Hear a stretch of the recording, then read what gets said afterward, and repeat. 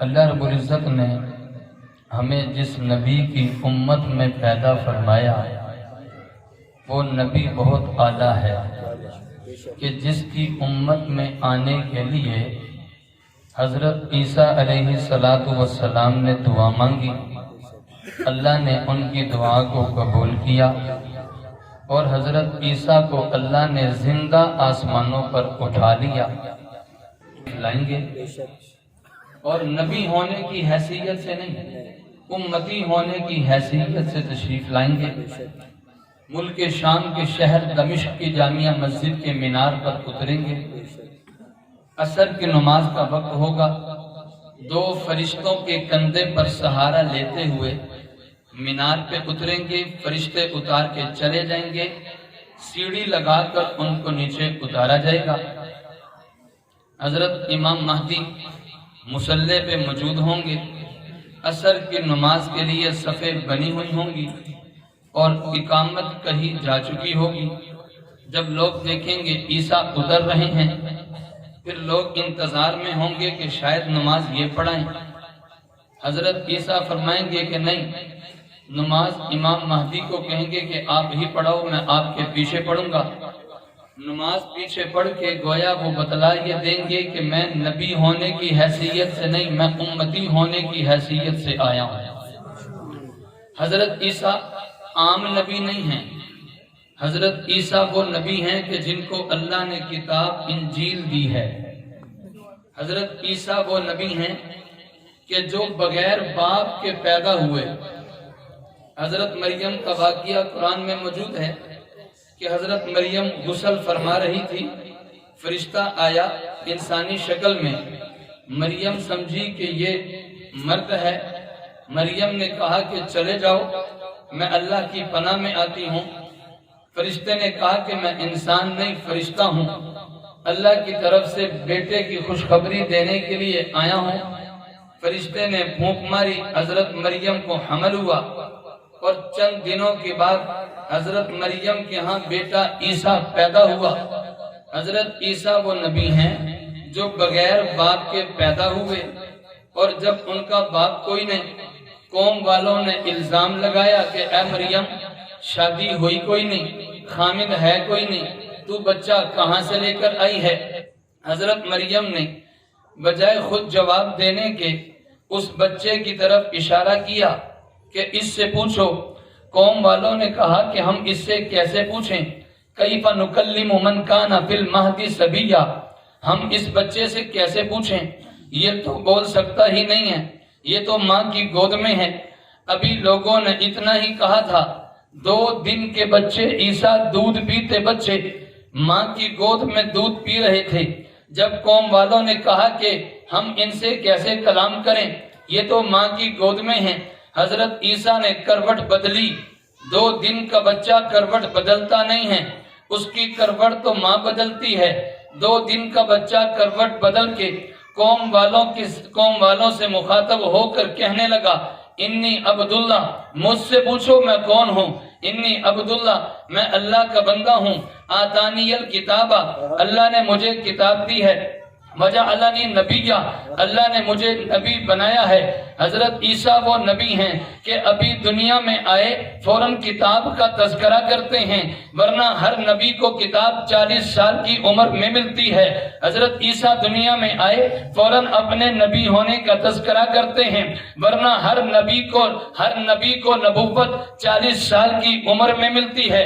ابھی 2 دن کے بچے کیا کہتے ہیں؟ اللہ نے مجھے کتاب دی ہے، اللہ نے مجھے نبی بنایا ہے، وجعلنی مبارکن، اللہ نے مجھے برکت والا بنایا ہے۔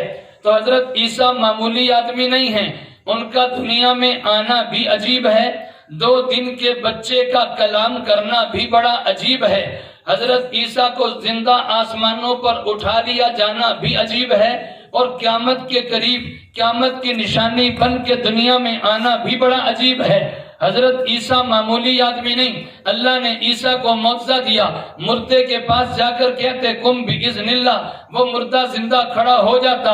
حضرت مٹی کا پرندہ بنا کر کہتے کہ بِإِذْنِ اللہ، وہ اللہ کے حکم سے، کَحَيْئَةِ الطَّيْرِ بِإِذْنِ اللہ، وہ اللہ کے حکم سے پرندہ بن جاتا اور پرندہ بن کے اڑنا شروع ہو جاتا۔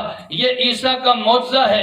حضرت عیسیٰ بڑے با کمال نبی ہیں، لیکن قربان جائیے نبی پاک صلی اللہ علیہ وسلم کے مقام اور مرتبے پر حضرت عیسیٰ کہتے ہیں اللہ میں تیرے نبی کی امت میں آنا چاہتا ہوں، اللہ میں یہ مطالبہ نہیں کرتا کہ آخری نبی مجھے بنا دے، اللہ میرا مطالبہ صرف یہ ہے کہ میں آخری نبی کا امتی بننا چاہتا ہوں۔ میں نے بات یہاں سے شروع کی تھی کہ اللہ نے ہمیں جس نبی کا امتی بنایا ہے وہ نبی بہت اعلیٰ ہے، اس نبی کی امت ہی بڑی اعلیٰ ہے۔ اس امت کو مقام اور مرتبہ ملا ہے تو حضور کی وجہ سے ملا ہے۔ یہ امت کے بارے میں فرمایا کہ یہ امت آئی سب سے اخیر میں ہے لیکن جنت میں جائے گی سب سے پہلے، یہ امت آئی سب سے بعد میں ہے لیکن پہلی امتوں کی سردار بنے گی۔ اس کی وجہ کیا ہے؟ اس لیے کہ یہ امت حضور کی امت ہے، اس امت کی نسبت حضور کے ساتھ ہے۔ حضور کے ساتھ جس چیز کا مقام اور مرتبہ جڑ گیا ہے اس کا مقام اور مرتبہ اعلیٰ ہو گیا ہے۔ ہم کہتے ہیں شہروں میں تمام شہروں میں سب سے اعلیٰ اور عرفہ شہر مکہ اور مدینہ ہے۔ اس کی وجہ کیا ہے؟ اس کی وجہ یہ ہے مکہ اور مدینہ کے ساتھ نسبت حضور کی جڑ گئی۔ توجہ ذرا توجہ، مکہ اور مدینہ کے ساتھ نسبت حضور کی جڑ گئی ہے۔ ہم قرآن میں دیکھتے ہیں، قرآن میں اللہ نے قسم اٹھائی ہے لا اقسم بہذا البلد، میں اس شہر مکہ کی قسم اٹھاتا ہوں۔ ہم عالم تصور میں جا کے ہم اللہ سے سوال کرتے ہیں اللہ جی وجہ کیا ہے؟ یہ مکہ کی قسم کیوں اٹھائی ہے؟ اس مکہ میں تیرا گھر موجود ہے اس وجہ سے اٹھائی ہے؟ جواب آتا ہے نہیں یہ گھر تو پہلے سے موجود تھا۔ پھر سوال کرتے ہیں اللہ اس گھر کو تیرے خلیل نے بنایا ہے اس وجہ سے قسم اٹھائی ہے؟ جواب آتا ہے نہیں اس وجہ سے نہیں اٹھائی، خلیل کا گھر تو پہلے سے موجود ہے۔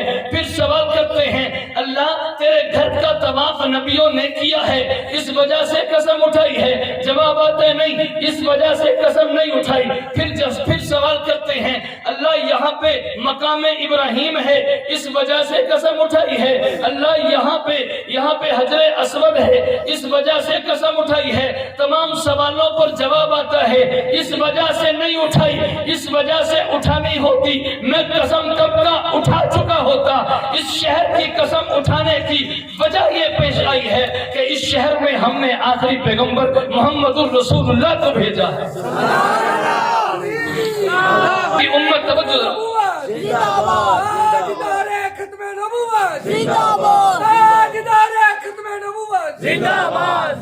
ہم جس نبی کی امت ہیں وہ نبی بڑا اعلیٰ ہے، وہ نبی بڑا عرفہ ہے کہ جس کی امت میں آنے کے لیے نبیوں نے دعا کی، حضرت عیسیٰ کی دعا کو قبول کر لیا گیا۔ میں اگر خصوصیات کو بیان کرنا شروع کروں تو بڑی عجیب بات کہی ہمارے اکابر نے کہ ہماری زندگی ختم ہو سکتی ہے لیکن حضور کی تعریف ختم نہیں ہو سکتی۔ جس طرح اللہ کی تعریف کے کلمات لامحدود ہیں اسی طرح میرے پیغمبر کی تعریف کے کلمات بھی لامحدود ہیں۔ ہم حضور کی تعریف کا حق ادا نہیں کر سکتے۔ میرے پیغمبر کو اللہ نے بے شمار خصوصیات سے نوازا ہے۔ خصوصیات کا مطلب یہ ہے کہ وہ چیزیں اور پیغمبر کو نہیں ملی جو چیزیں میرے پیغمبر کو ملی ہیں۔ مقام اور مرتبہ تو سارے نبیوں کا اعلیٰ ہے لیکن میرا نبی تو ان کا بھی سردار ہے، میرا نبی تو ان کا بھی نبی ہے۔ نبی تو موسیٰ بھی ہیں لیکن آخری نبی تو نہیں ہے، نبی تو عیسیٰ بھی ہیں لیکن آخری نبی نہیں ہے۔ اللہ نے جن خصوصیات سے میرے نبی کو نوازا ہے وہ خصوصیات بے شمار ہیں۔ حضرت عیسیٰ کا بھی بڑا مقام اور مرتبہ ہے، ابراہیم کا بھی بڑا مقام اور مرتبہ ہے، لیکن ہمارے نبی کا مقام اور مرتبہ کیا ہے؟ قرآن پاک میں اللہ رب العزت نے بے شمار قسمیں اٹھائی ہیں۔ کہیں آسمان کی قسم اٹھائی، کہیں زمین کی قسم اٹھائی، کہیں پہ ستاروں کی قسم اٹھائی، کہیں پہ شجر و حجر کی قسم اٹھائی ہے لیکن کبھی کسی ذات کی قسم نہیں اٹھائی۔ اگر ذات کی قسم اٹھائی ہے تو میرے پیغمبر کی قسم اٹھا کر اللہ نے فرمایا ہے لعمرک اے نبی تیرے عمر کی قسم ہے، والضحیٰ اے نبی تیرے چہرے کی قسم ہے، واللیل اے نبی تیری زلفوں کی قسم ہے۔ سوال پیدا ہوتا ہے ہمارے نبی نے تو منع کیا ہے، ارے اللہ کے علاوہ کسی اور کی قسم نہ اٹھانا، من حلف بغیر اللہ فقد اشرک، جس نے اللہ کے علاوہ کسی اور کی قسم اٹھائی اس نے شرک کیا ہے، ہمیں منع کر دیا۔ لیکن میرا رب خود قسم اٹھاتا ہے، اس کی وجہ کیا ہے؟ جس چیز کی قسم میرا رب اٹھا لے سمجھ جاؤ کہ اس کا مقام اور مرتبہ بہت زیادہ ہے۔ میرے رب کو قسم اٹھانے کی ضرورت نہیں تھی، پھر بھی میرے رب نے قسم کیوں اٹھائی ہے؟ اس چیز کی ویلیو بتلانے کے لیے کہ میں قسم اٹھا رہا ہوں رب ہو کر، سمجھ جاؤ کہ اس کا مقام اور مرتبہ بہت زیادہ ہے۔ نبی پاک صلی اللہ علیہ وسلم کو اللہ رب العزت نے مختلف خصوصیات سے نوازا ہے۔ خصوصیات کا مطلب یہ ہے کہ یہ چیز پہلے پیغمبروں میں نہیں، جو چیز اللہ نے ہمارے پیغمبر کو دی ہے۔ جو ان سا بھی نبی آیا ہے، کوئی بھی نبی آیا، ان کے دنیا میں آنے سے پہلے ان کا تذکرہ نہیں ہوا۔ دنیا میں بندہ آتا ہے، انسان آتا ہے، تذکرہ پھر ہوتا ہے، ایسا ہے کہ نہیں ہے؟ دنیا میں آتا ہے تذکرہ پھر ہوتا ہے، دنیا میں آتا ہے چرچا پھر ہوتا ہے، آنے سے پہلے تذکرہ کسی کا نہیں ہوتا۔ یہ تاریخ کا اصول ہے۔ کوئی ایسا شخص نہیں ہے جو دنیا میں آیا ہی نہیں ہے، اس کے آنے سے پہلے اس کے چرچے ہوتے ہوں۔ اگر یہ خصوصیت ملی ہے تو میرے پیغمبر کو ملی ہے۔ ابھی ہمارا پیغمبر دنیا میں آیا نہیں ہے، ہمارے پیغمبر کے آنے سے پہلے چرچے موجود تھے۔ اللہ رب العزت نے ہر نبی سے وعدہ کیا ہے، اے نبیو اگر تمہارے زمانے میں آخری نبی آ جائے تم پر لازم ہے کہ آخری نبی پہ ایمان قبول کرنا، پھر اپنی نبوت نہ چلانا، پھر آپ کی نبوت وہیں پر آگے آخری نبی کی نبوت چلے گی۔ میں اکثر ایک بات کہتا ہوں، اللہ تو جانتے تھے کہ جب آخری نبی نے آنا ہے اس وقت کسی نبی کا زمانہ نہیں ہوگا، سارے نبی دنیا سے جا چکے ہوں گے۔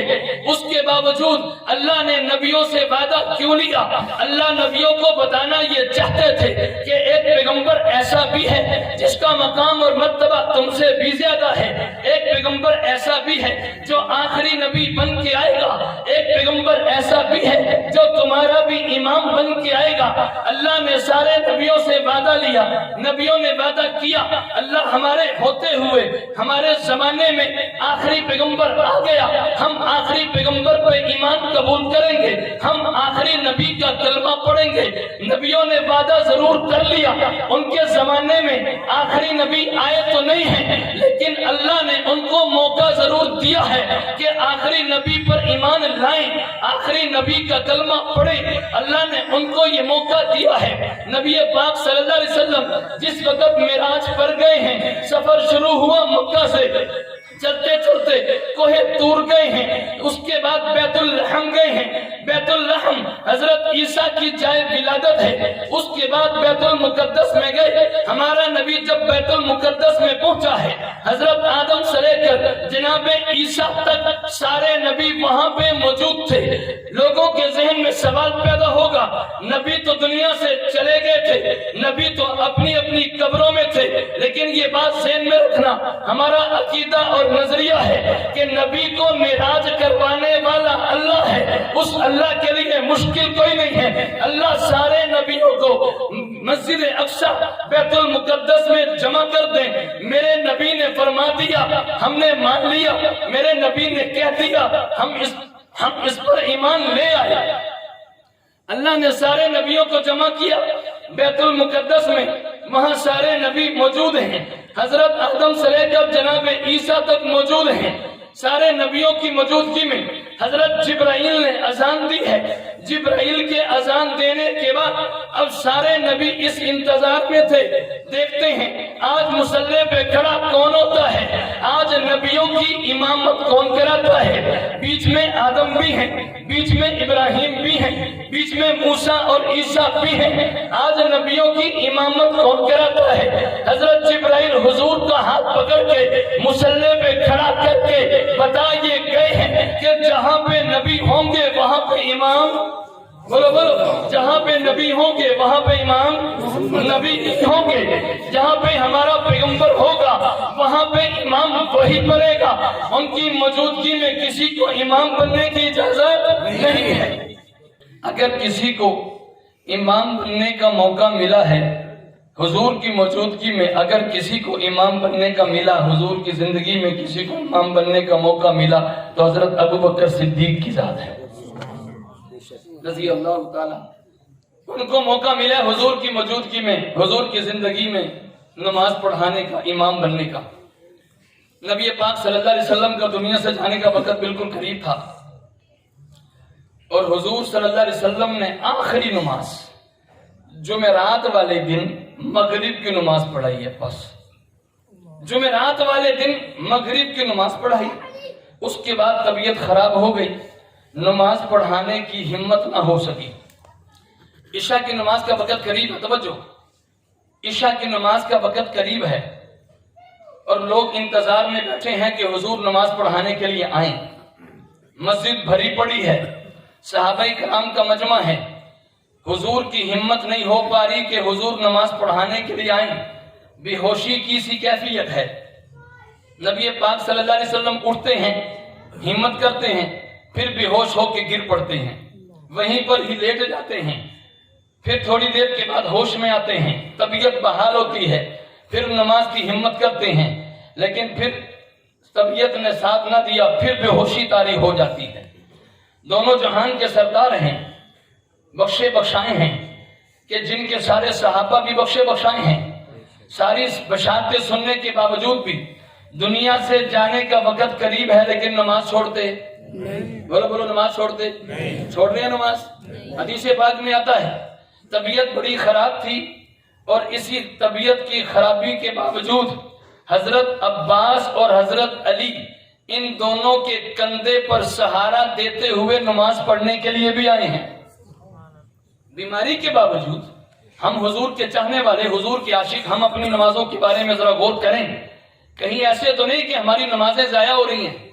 نبی پاک صلی اللہ علیہ وسلم نے ارشاد فرمایا کہ اگر تم مجھے ٹھنڈک پہنچانا چاہتے ہو، مجھے خوش کرنا چاہتے ہو، تو میری آنکھوں کی ٹھنڈک نماز ہے۔ حضور دنیا سے جاتے ہوئے نماز نہیں چھوڑ رہے۔ عشاء کی نماز کا وقت قریب ہے، ابو بکر کو حکم دیا، مجھے بولا جزاک اللہ، عشاء کی نماز کا وقت قریب ہے اور ابو بکر بھی موجود ہیں، دوسرے صحابہ بھی، توجہ ذرا، سارے صحابہ انتظار میں ہیں کہ حضور نماز پڑھانے کے لیے آئے، لیکن جب دیکھا کہ وقت کافی اوپر جا رہا ہے، لوگ انتظار میں ہیں، ہمت نہیں ہو رہی، نبی پاک صلی اللہ علیہ وسلم نے اپنی پیاری اور محبوبہ لاڈلی بیوی کو کہا، عائشہ مرو ابا بکر فلیصلی بالناس، کہ ابو بکر کو حکم دو کہ لوگوں کو نماز پڑھائے۔ نبی پاک صلی اللہ علیہ وسلم جاتے ہوئے اپنے مصلی پر کھڑا کس کو کر کے گئے ہیں؟ بولو بولو کس کو کر کے گئے ہیں؟ اس لیے ہمارا اہل سنت والجماعت کا عقیدہ ہے کہ حضور کے بعد اگر کسی کا مقام اور مرتبہ ہے تو وہ ابو بکر صدیق ہے۔ کون ہے؟ اگر حضور کے بعد کسی کا مقام اور مرتبہ ہے وہ حضرت ابو بکر صدیق کی ذات ہے۔ نبی پاک صلی اللہ علیہ وسلم کا دنیا سے جانے کا وقت قریب تھا، حضور نے فرمایا، عائشہ مرو ابا بکر فلیصلی بالناس، ابو بکر کو حکم دو کہ لوگوں کو نماز پڑھائے۔ حضرت عائشہ کہنے لگی، اے اللہ کے نبی صلی اللہ علیہ وسلم، ابو بکر جب آپ کے مصلی پہ کھڑا ہوگا تو وہ آپ کی جدائی برداشت نہیں کر سکتا، بہت نرم دل ہے، آپ مصلی پہ ابو بکر کو کھڑا نہ کرو، عمر کو کھڑا کر دو۔ کس نے کہا؟ حضرت اما عائشہ نے کہا، اے اللہ کے نبی صلی اللہ علیہ وسلم، آپ مصلی پہ کھڑا ابو بکر کو نہ کریں، آپ کی جدائی برداشت نہیں کر سکتا، بہت نرم دل ہے، مصلی پہ عمر کو کھڑا کر دیں۔ نبی پاک صلی اللہ علیہ وسلم نے پھر سختی سے حکم دیا، عائشہ کہہ رہا ہوں کہ ابو بکر کو مصلی پہ کھڑا کرو، جہاں پہ ابو بکر ہوگا امام ابو بکر ہی بنے گا۔ اور یہ حدیث ہمیں پہنچائی کس نے ہے؟ حضرت علی شیر خدا نے کس موقع پر پہنچائی ہے وہ بھی آپ کو بتلاتا چلوں۔ جب نبی پاک صلی اللہ علیہ وسلم کی لاڈلی بیٹی سیدہ فاطمہ الزہرا کا انتقال ہوا، نبی پاک صلی اللہ علیہ وسلم کے دنیا سے جانے کے 6 ماہ بعد سیدہ فاطمہ الزہرا کا انتقال ہوا۔ سیدہ فاطمہ الزہرا کو غسل دینے والی خاتون کون تھی؟ بولو بولو، ذرا یہ بھی معلومات رکھا کرو۔ یہ معلومات رکھنے سے آپ کا عقیدہ نظریہ مضبوط ہوگا۔ حضرت علی المرتضیٰ کی بیوی، حضور کی بیٹی سیدہ فاطمہ الزہرا، ان کو غسل کون سی خاتون نے دیا ہے؟ بولو کس نے دیا ہے؟ پچھلے حضرات بولے ذرا۔ سیدہ فاطمہ الزہرا خاتون جنت، حسن حسین کی والدہ، علی کی بیوی، حضور کی بیٹی سیدہ فاطمہ الزہرا کو غسل دینے والی خاتون حضرت ابو بکر صدیق کی بیوی اسماء بنت امیس تھی۔ کیا نام تھا؟ غسل دیا کس نے ہے؟ ابو بکر کی کیا لگتی ہے؟ بیوی ہے۔ کیا لگتی ہے؟ بعض لوگ کہتے ہیں کہ علی کی اور ابو بکر کی لڑائی تھی۔ ان کو جواب دینا کہ جب حضرت علی کی بیوی کا انتقال ہوا، دنیا سے رخصت ہوئی، تو ان کو غسل دینے والی ابو بکر صدیق کی بیوی تھی۔ جب جنازہ پڑھانے کی بات آئی، میت لا کے سامنے رکھ دی گئی، صحابہ کرام کا مجمع ہے، نبی کی بیٹی کا جنازہ ہونے لگا ہے۔ حضرت صدیق اکبر نے کہا علی جنازہ پڑھاؤ، بیوی تمہاری ہے لہذا حق تمہارا ہے، پہلے جنازہ تم پڑھاؤ۔ حضرت علی المرتضیٰ شیر خدا کہنے لگے کہ نہیں، میں نے اللہ کے نبی سے سنا ہے جس قوم میں ابو بکر ہوگا امام ابو بکر ہی بنے گا۔ اس لیے آپ سے کوئی پوچھے ابو بکر کو امام کیوں مانتے ہو، ابو بکر کو پہلا خلیفہ کیوں مانتے ہو، فوراً جواب میں کہنا ہمیں علی نے بتایا ہے، ہمیں علی شیر خدا نے یہ بات سمجھاتی ہے جس قوم میں ابو بکر ہوگا امام ابو بکر بنے گا۔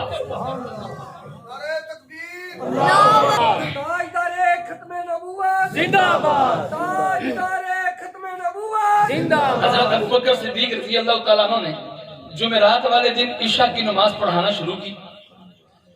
ایک نماز عشاء کی اور اگلا دن تھا جمعے کا، 5 نمازیں جمعے کی، کتنی ہو گئی؟ اور اس سے اگلا دن تھا ہفتے کا، 5 نمازیں ہفتے کی، کتنی ہو گئی؟ گنتے چلے جائیں۔ اس سے اگلا دن تھا اتوار کا، 5 نمازیں اتوار کی، کتنی ہو گئی؟ 16۔ اور 17ویں نماز پیر والے دن، سوموار والے دن فجر کی نماز پڑھائی۔ حضور کی زندگی میں ابو بکر صدیق نے حضور کے مصلی پہ کھڑے ہو کر 17 نمازیں پڑھائی ہیں۔ حضور اس وقت تک دنیا میں حیات تھے۔ اور ایسا بھی موقع آیا، نبی پاک صلی اللہ علیہ وسلم ایک مرتبہ بیچ میں کچھ طبیعت بحال ہوئی اور حضور کے روزے کا دروازہ بالکل مسجد نبوی میں کھلتا ہے۔ جنہوں نے دیکھا ہے وہ اس بات کو سمجھتے ہیں، جنہوں نے نہیں دیکھا اللہ ان کو بھی لے جائے۔ نبی پاک صلی اللہ علیہ وسلم کے روزے کا دروازہ وہ جعلی، وہ بالکل دروازہ حضور کا مسجد میں کھلتا ہے۔ آج وہاں پہ ریاض الجنہ ہے اور اس سے اب تھوڑی سی آگے بھی جگہ کر دی گئی ہے نماز کے لیے۔ حضور کے زمانے میں یہی تھی۔ حضرت ابو بکر صدیق حضور کے منبر میں حضور کے مصلی پر کھڑے ہو کر نماز پڑھا رہے ہیں۔ نبی پاک صلی اللہ علیہ وسلم نے اپنے گھر کا پردہ اٹھایا اور اٹھا کر منظر دیکھا کہ وہ مسجد بھری پڑی ہے نمازیوں سے۔ صحابہ کرام فرماتے ہیں کہ حضور کے چہرے پر مسکراہٹ آ گئی۔ مسکراہٹ کیوں نہ آتی؟ 23 سال محنت کا نتیجہ ہے۔ 23 سال محنت کا نتیجہ، 13 سال مکہ کے، 10 سال مدینہ کے۔ جب کوئی محنت کر کے، گلزار صاحب بیٹھے نا، گلزار صاحب نے محنت کی، ماشاءاللہ مجمع بھرا ہوا ہے۔ اب یہ دیکھیں کہ مجمع لوگ موجود ہیں، مجمع بھرا ہوا ہے، جب یہ دیکھیں کہ ان کے چہرے پہ مسکراہٹ آئے گی کہ نہیں آئے گی؟ ماشاءاللہ جی محنت کا نتیجہ نظر آ رہا ہے۔ نبی پاک صلی اللہ علیہ وسلم کی محنت تھی، 23 سال محنت کا نتیجہ صحابہ۔ میرے پیغمبر نے دیکھا کہ صحابہ کرام سے مسجد بھری پڑی ہے، پیغمبر نے پردہ ہٹایا اور صحابہ کرام کی طرف ایک نظر دیکھا۔ صحابہ کرام فرماتے ہیں ہماری بھی حضور پر نظر پڑی، حضور مسکرا رہے تھے اور حضور کا چہرہ ایسے چمک رہا تھا جیسے قرآن چمکتا ہے۔ یہ میرے الفاظ نہیں ہیں، صحابہ کے الفاظ ہیں۔ کہتے ہیں کہ پیغمبر کا چہرہ ایسے چمک رہا تھا جیسے قرآن چمکتا ہے۔ پھر پردہ نیچے کر دیا۔ اس کے بعد ایک مرتبہ بیچ میں اور بھی طبیعت بحال ہوئی پردہ اٹھا کر مسجد میں آنے لگے۔ جو ہی مسجد میں آنے کا ارادہ کیا تو صحابہ کرام کو محسوس ہو گیا کہ حضور آ رہے ہیں۔ جیسے بندہ نماز پڑھ رہا ہو نا تو دائیں بائیں کیا ہو رہا ہے محسوس ہوتا ہے کہ کیا ہو رہا ہے۔ نبی پاک صلی اللہ علیہ وسلم آنے لگے تو ایک دم یوں کہہ لیں کہ صفوں میں کھلبلی مچ گئی کہ حضور آ رہے ہیں، نبی پاک صلی اللہ علیہ وسلم تشریف لا رہے ہیں۔ حضرت ابوبکر صدیق بھی نماز پڑھا رہے تو نماز پڑھاتے پڑھاتے محسوس ہوا کہ حضور آ رہے ہیں۔ حضرت صدیق اکبر اپنی جگہ سے ہٹنے لگے۔ نبی پاک صلی اللہ علیہ وسلم نے اشارہ کر دیا، ہٹو نہیں، ادھر ہی کھڑے رہو۔ نبی پاک صلی اللہ علیہ وسلم صدیق کے ساتھ بالکل ساتھ کھڑے ہوئے۔ ابوبکر صدیق نے نماز پڑھائی اور حضور نے ان کے پیچھے نماز پڑھی۔ یہ شرف اگر کسی کو ملا ہے تو حضرت صدیق اکبر کو ملا ہے۔ اس کے بعد نبی پاک صلی اللہ علیہ وسلم دوبارہ مسجد میں تشریف نہیں لا سکے۔ پیر کا دن تھا، فجر کی نماز ہو چکی تھی۔ 17 نمازیں ابوبکر صدیق حضور کے مصلی پر کھڑے ہو کر پڑھا چکے تھے، اور پھر اچانک طبیعت بہت زیادہ خراب ہوئی۔ حضرت عائشہ رضی اللہ تعالی عنہا کا بھائی عبد الرحمن کمرے میں داخل ہوا، مسواک ہاتھ میں تھی، مسواک کر رہے تھے۔ نبی پاک صلی اللہ علیہ وسلم کو مسواک بڑی پسند تھی۔ وضو کرنے لگتے مسواک کرتے، نماز پڑھنے لگتے مسواک کرتے، کھانا کھانے لگتے مسواک کرتے، کھانا کھا کے فارغ ہوتے تب مسواک کرتے، گھر آتے تب مسواک کرتے، باہر جاتے تب مسواک کرتے، سونے لگتے تب مسواک کرتے، اٹھتے تب مسواک کرتے۔ نبی پاک صلی اللہ علیہ وسلم کی سنت ہے۔ آج ہم سنتوں کو چھوڑتے چلے جا رہے ہیں اور ہمیں سنتیں آج اچھی بھی نہیں لگتی۔ آپ ناراض نہ ہونا، ہمیں سنتیں آج اچھی نہیں لگتی۔ نام کے سنی ضرور ہوں گے، نام کے سنی ضرور ہوں گے، لیکن ہمیں سنتیں اچھی نہیں لگتی۔ شادیاں ہماری سنت کے مطابق نہیں، لباس ہمارا سنت کے مطابق نہیں، تجارت ہماری سنت کے مطابق نہیں، آپس کے معاملات سنت کے مطابق نہیں۔ خدا کی قسم، جو جتنا سنت کو اپنانے والا ہوگا وہ اتنا بڑا سنی ہے، اور جو سنت کو اپنانے والا نہیں ہوگا خالی نام رکھنے سے کچھ نہیں ہوگا۔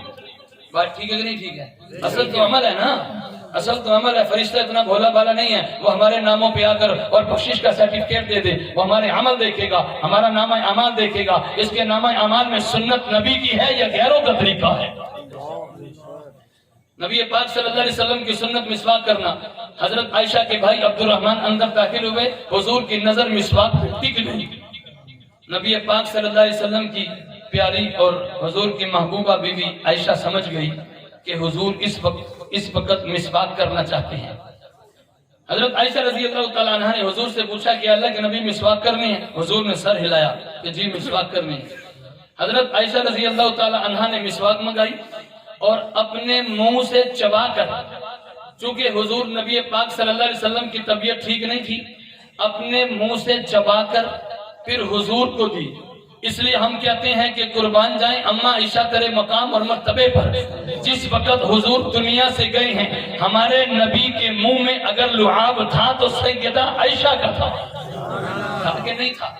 وہی مسواک چبائی ہے، چبانے کے بعد دھوئی نہیں ہے، وہی مسواک حضور کی بیوی کی منہ والی مسواک نبی پاک صلی اللہ علیہ وسلم نے کی ہے، مسواک کی ہے۔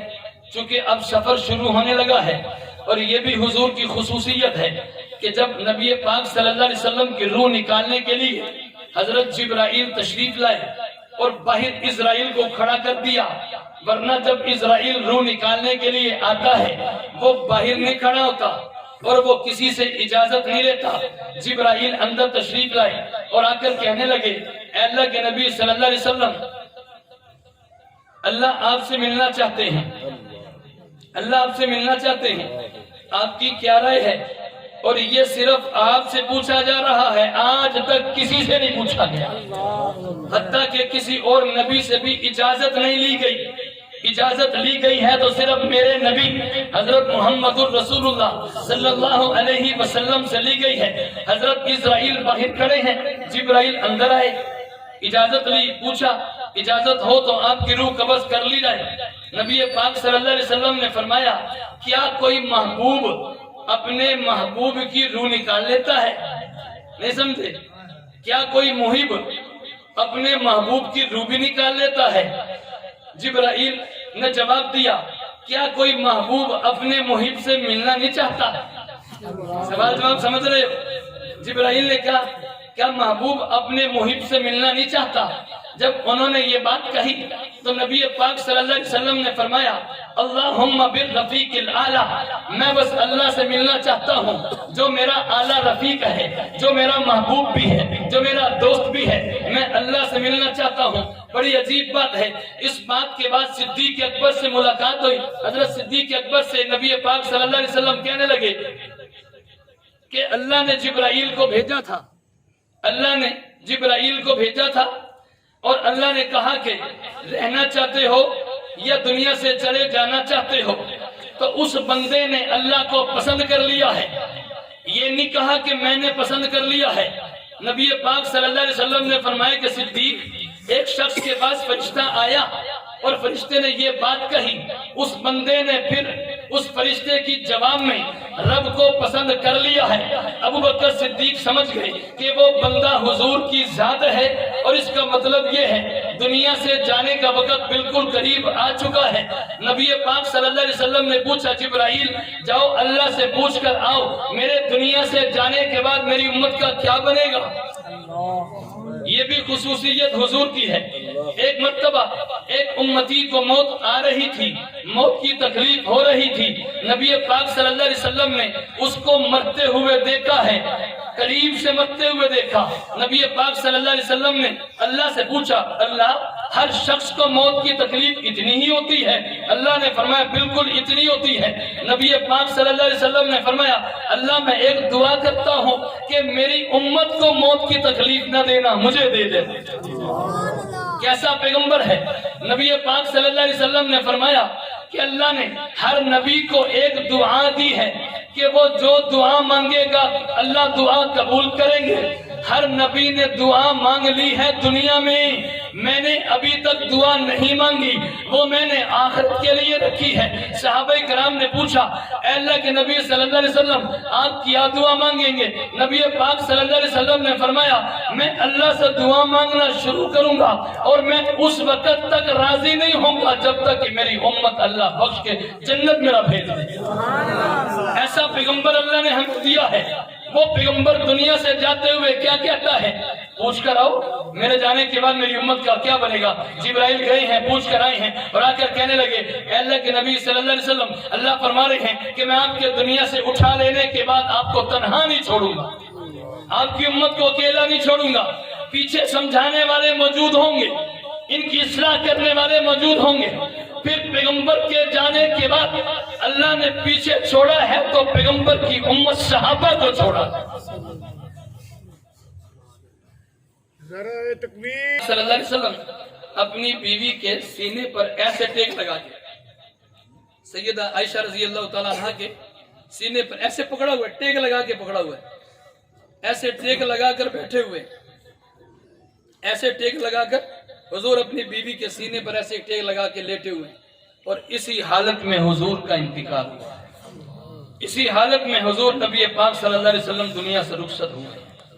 قربان جاؤں سیدہ عائشہ رضی اللہ تعالی عنہا کے مقام اور مرتبے پر بھی کہ نبی پاک صلی اللہ علیہ وسلم نے آخری دن گزارے ہیں تو سیدہ عائشہ کے گھر میں گزارے، ورنہ حضور کی بیماری، نبی پاک صلی اللہ علیہ وسلم کی جو طبیعت خراب ہوئی تھی وہ سیدہ عائشہ کے گھر میں نہیں ہوئی تھی، سیدہ میمونہ کے گھر میں ہوئی تھی۔ وہ تو بعد میں بیویوں نے مشورہ کر کے نبی پاک صلی اللہ علیہ وسلم سے فرمایا کہ آپ اپنے بیماری والے ایام سیدہ عائشہ کے گھر میں گزاریں۔